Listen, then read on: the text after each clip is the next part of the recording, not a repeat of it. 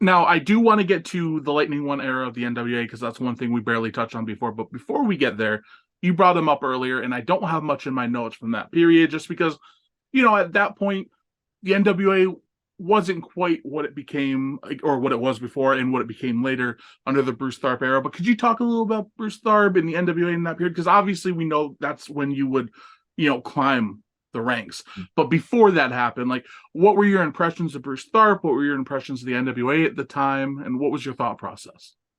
Well, my the NWA has always been at the top of professional wrestling for me, as far as just the memories, the history. I really am all about like I say it on commentary all the time, and it's legacy, history, respect, and it's what the NWA embodies to me.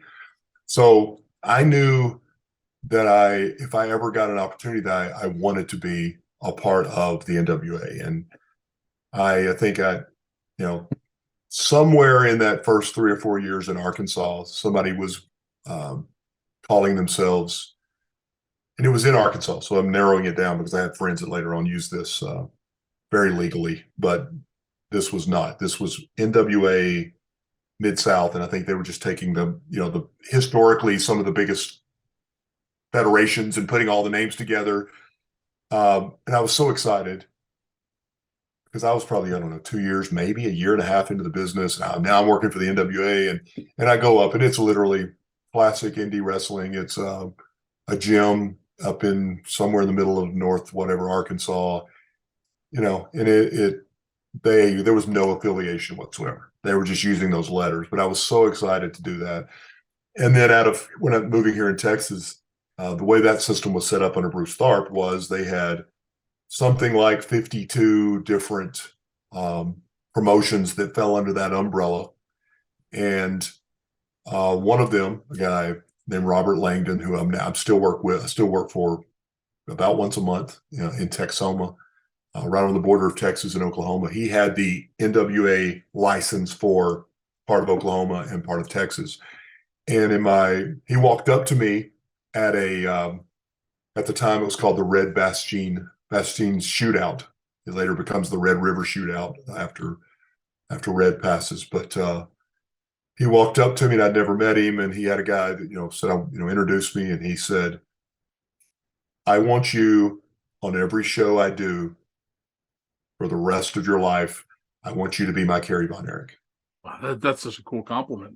Well, and you just hit every major, pressure point with me. He was NWA, Kerry Von Erich. I want you to be, and I did. I had had long hair and never been a real small guy. So, but I won the NWA Oklahoma title, the first match out with him. And he's been a big part of my NWA experience. James Beard, a big part of my NWA experience.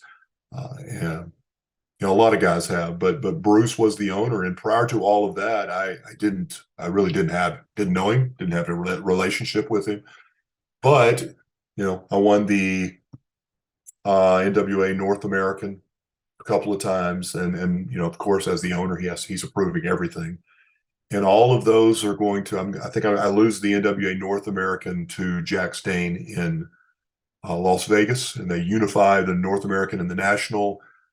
Then I think he tore a tricep, probably give him, I don't know. I was going to say probably giving me a clothesline because he throws them as hard as he can, but I don't know that it was against me. And then I won it back in a tournament, and then I ended up beating Jax later for the NWA World title at Texoma. So, you have to trust somebody, and you have to believe in somebody to let them carry the torch for your company. And Bruce was good to me, and Bruce made that decision. I remember writing him an email saying, "This is where I want to go. If I appreciate everything you've done for me, and if you don't ever see me as your world champion, I can appreciate that. But I want you to know that I would love the opportunity to carry that torch." And um, he made it happen, and thankfully, it became and it still is the pinnacle of my wrestling life.